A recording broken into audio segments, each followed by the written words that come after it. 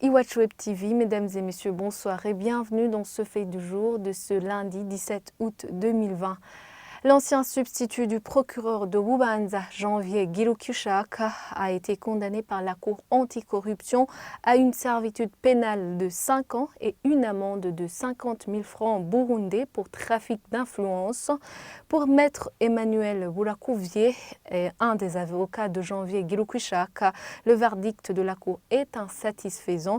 Il indique que son client compte saisir la Cour suprême avant 48 heures. Un reportage signé Audrey Mariette-Ligoumier et Fabrice Nzohabonayo. Il est midi passé. Les magistrats de la Cour anticorruption s'apprêtent à prononcer le verdict pour le dossier de l'ancien substitut du procureur de Bubanza, Janvier Gilukushak, poursuivi dans une affaire de corruption. L'audience s'est tenue en l'absence de l'accusé et de ses 3 avocats.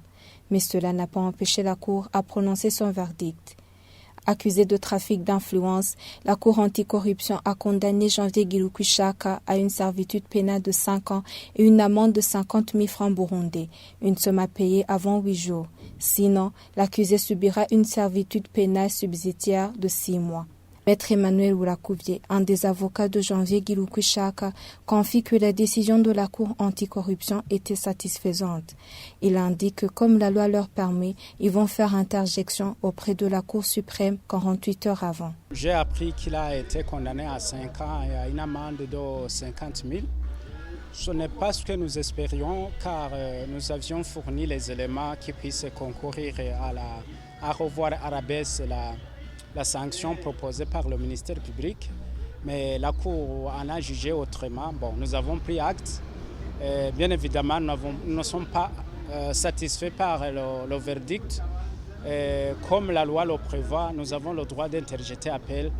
Nous portons déjà à votre connaissance que nous allons interjeter appel.